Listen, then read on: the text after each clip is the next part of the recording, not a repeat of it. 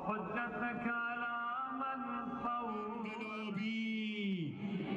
از این بلندتر هم میتونی فریاد بزنی. گوش حاج آقا ایجا رو اینجوری نرین.